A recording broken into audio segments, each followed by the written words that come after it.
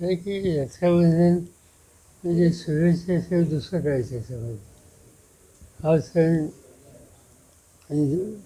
भारतामध्ये घरोघर फाळला जातो आणि त्यामुळे साहजिकच आहे की लोक वाट बघत होते, भगिनी वाट बघत होत्या. तो दिवस आज उजाडला आहे, माझ्या अंतःकरणापासून शुभेच्छा. साहेब, या लाडकी बहीण योजनेमुळे विधानसभेच्या निवडणुका या डिसेंबरपर्यंत गेल्यात का आणि खरंच राष्ट्रपती राजवट लागू होऊ शकते का? मला माहिती नाही. आता हे निवडणूक आयोगाला हा विचारायचा प्रश्न आहे. आम्ही काय त्याचं सांगणार. आमच्या म्हणण्याप्रमाणे लोकसभेच्या आपलं 15 ऑगस्ट प्रधानमंत्र्यांनी जे भाषण केलं लाल किल्ल्यावर, ओएसिस फर्टिलिटीच्या तज्ज्ञांनी IVF उपचार पद्धतीद्वारे 1 लाखांहून अधिक जोडप्यांना मातृत्व प्राप्तीचा आनंद दिला आहे. मोफत अपॉइंटमेंट बुक करण्यासाठी आजच संपर्क साधा. त्याच्यामध्ये 1 नेशन 1 इलेक्शन ही कल्पना त्यांनी मांडली.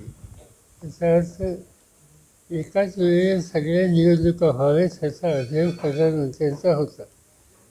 आणि दुसऱ्या दिवशीच या 3 राज्यांच्या वेगवेगळ्या तारखा त्यांनी जाहीर केल्या.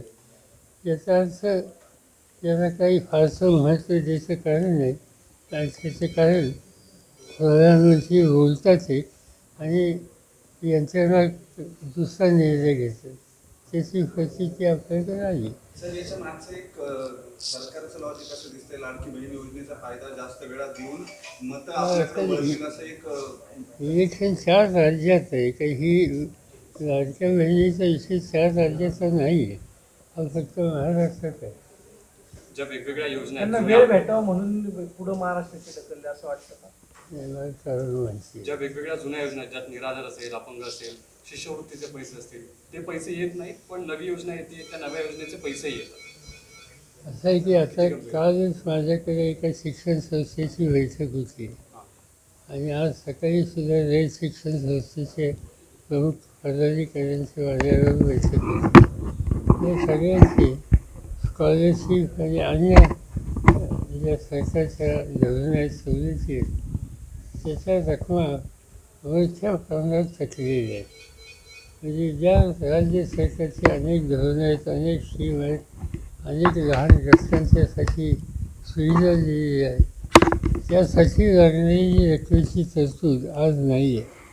आणि असं असताना आणखी नवीन आर्थिक ऊर्जा वाढवली जातं. शेवटी मुख्यमंत्री त्यांचे सहकारी याच्या संबंधीची भूमिका मांडतील लोकांच्या सोबत. साहेब, 4 राज्याच्या निवडणुकीमध्ये आपला पक्ष काही उमेदवार देणार आहे का किंवा काय रणनीती किंवा खास करून? जम्मू काश्मीरमध्ये आहे, हरियाणामध्ये आहे, झारखंडमध्ये आहे आणि इथे आहे. नाही, आपण उमेदवार देणार आहे का तिथं? सांगितलं नाही, 3 ठिकाणी आहे. सर, नवाब मलिक हे पुन्हा आता अधिकृतपणे अजित पवार यांच्या पक्षात पाहायला मिळतात. आज नागपूरमध्ये ते स्वागत करणार आहेत यात्रेचं. बघूया काय. अजित पवारांच्या वक्तव्याबाबतचा प्रश्न आहे. असं म्हणतात की 7-8 वेळा बारामती लढलो, आता बारामतीमध्ये रस नाही, असं पुण्यात 2 दिवसांपूर्वी त्यांनी म्हटलं. असं आहे की प्रत्येक व्यक्ती जे सार्वजनिक जीवनातील राजकारणात आहेत, निवडणुकीला सामोरं जाण्याची भूमिका त्यांनी बजावलेली असते.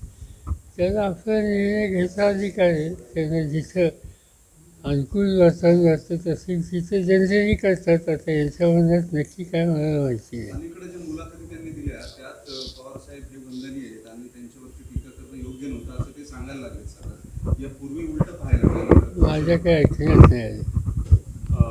शेवटचा प्रश्न असा की कर्जत जामखेडमधून अजित पवारांसाठी सर्वे होतात असं रोहित पवार म्हणाले.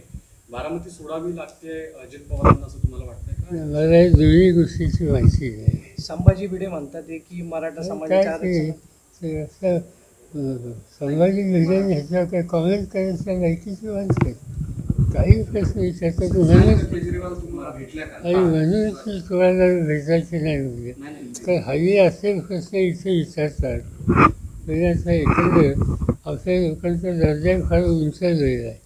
संभाजी भिडे अमुक तमुक.